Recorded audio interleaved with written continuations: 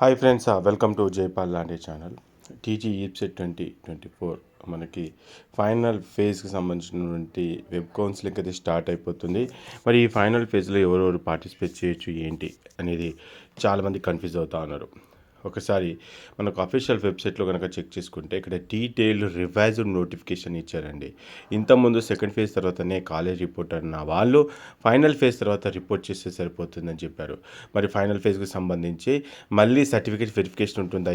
ఏమి ఉండదు, ఒకసారి సర్టిఫికేట్ వెరిఫికేషన్ ఉంటుంది. ఎవరైతే సర్టిఫికేట్ వెరిఫికేషన్ చేయించుకున్నారో వాళ్ళు మళ్ళీ వెళ్ళాల్సిన అవసరం లేదు.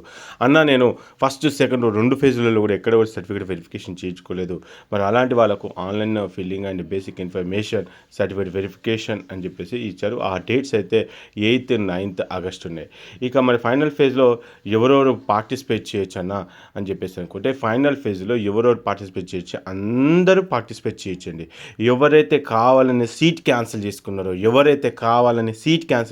వాళ్ళకు తప్ప మిగతా అందరూ నాకు సీట్ వచ్చింది పార్టిసిపేట్ చేయొచ్చు. నాకు సీట్ రాలేదు పార్టిసిపేట్ చేయొచ్చు. నేను వెబ్ ఆప్షన్స్ పెట్టాను ఫస్ట్ ఫేజ్లో, కానీ నాకు సీట్ రాలేదు. సెకండ్ ఫేజ్లో వెబ్ ఆప్షన్స్ పెట్టలేదు, పార్టిసిపేట్ చేయొచ్చు.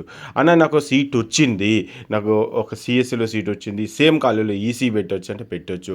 మీకు వచ్చిన కాలేజ్ కంటే, మీకు వచ్చిన బ్రాంచ్ కంటే మీరు ఒకవేళ సెల్ఫ్ రిపోర్టింగ్ చేసి జాయినింగ్ రిపోర్ట్ జనరేట్ అయితే, ఒకవేళ మీరు కనుక సెల్ఫ్ రిపోర్టింగ్ చేసి జాయినింగ్ రిపోర్ట్ కనుక జనరేట్ అయితే ఆ కాలేజ్ కన్నా బెటర్ ఆప్షన్ పెట్టండి.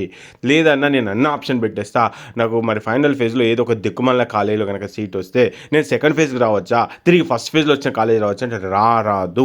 ఫైనల్ ఫేజ్లో ఏ సీట్ అయితే వస్తుందో అదే సీటు ఫైనల్.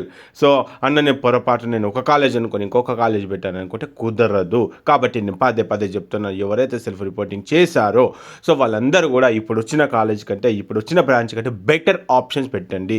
అంతేగాని ఇప్పుడు వచ్చిన కాలేజ్ కంటే డౌన్లో ఉన్న ఆప్షన్ కానీ, లేకపోతే ఏదో బ్రాంచ్ అనుకుని ఏదో కాలేజ్ కూడా అనుకుని నేను ఏదో పెట్టాను, నాకు థర్డ్ ఫేజ్ వద్దు, సీట్ అలాట్మెంట్ అయిన తర్వాత చెప్తున్నాను, నాకు వద్దు, నేను సెకండ్ ఫేజ్కి వెళ్తా అంటే కుదరదు. కాబట్టి బెటర్ ఆప్షన్ పెట్టుకునే ప్రయత్నం అయితే చేయండి. ఇక ఇంకొక విషయం కూడా గుర్తుపెట్టుకోండి, మీకు థర్డ్ ఫేజ్లో సీట్ అలాట్ అయితే అదే ఫైనల్గా, థర్డ్ ఫేజ్లో సీట్ అలాట్ అయితే అదే ఫైనల్. నేను సెల్ఫ్ రిపోర్టింగ్ జాయినింగ్ రిపోర్ట్ చేసుకున్నాను, థర్డ్ ఫేజ్లోకి వెళ్ళాను, నేను వెబ్ ఆప్షన్స్ పెట్టాను, జేఎన్టీయూ ఉస్మానియా పెట్టాను, మరి నాకు సీట్ రాలేదు. మరి నా పరిస్థితి అంటే, నీకు already self reporting joining report second ఫేజ్లో చేసావు కాబట్టి, థర్డ్ ఫేజ్లో సీట్ రాలేదు కాబట్టి నీకు సెకండ్ ఫేజ్ సీట్ అనేది ఉంటుంది. ఒకవేళ జేఎన్టీయూలో కనుక అలాట్ అయితే జేఎన్టీ ఫైనల్, అలాట్ కాకపోతే అంటే థర్డ్ ఫేజ్లో కనుక మనకు సీట్ రాకపోతే సెకండ్ ఫేజ్లో వచ్చిన సీట్కి నువ్వు already self reporting joining reporting చేసి ఉన్నావు కాబట్టి ఆ సీట్ అనేది ఉంటుంది.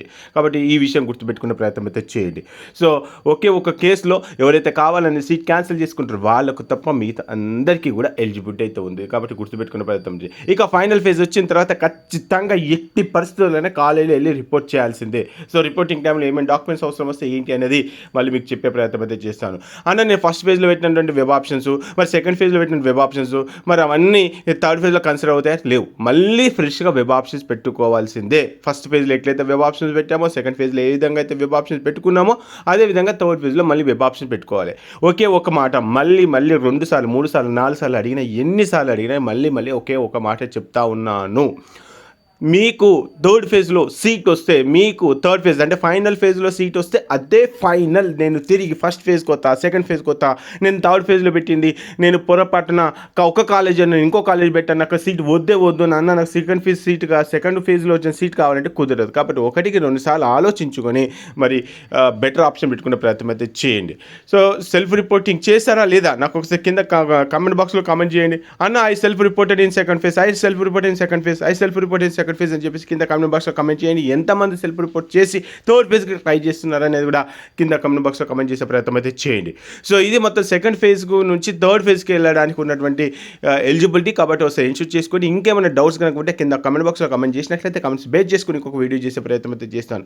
అదేవిధంగా ఇంకా ఏమైనా డౌట్స్, స్పెషల్గా మీకు డౌట్స్ ఉంటే కింద కామెంట్ బాక్స్లో ఒక నెంబర్ అయితే ఇస్తాను. సో అది పెయిడ్ సర్వీసెస్. ఆ నెంబర్కి మీరు కనుక 56 రూపీస్ పే చేసి మీరు మీరు క్వశ్చన్స్ అడిగితే ఆ క్వశ్చన్స్కి ఆన్సర్ చేసే ప్రయత్నం కూడా చేద్దాం. ఆ నెంబర్ కూడా కింద డిస్క్రిప్షన్లో ఉంటుంది. సో కాబట్టి ఒకసారి ఇన్షూట్ చేసుకోండి.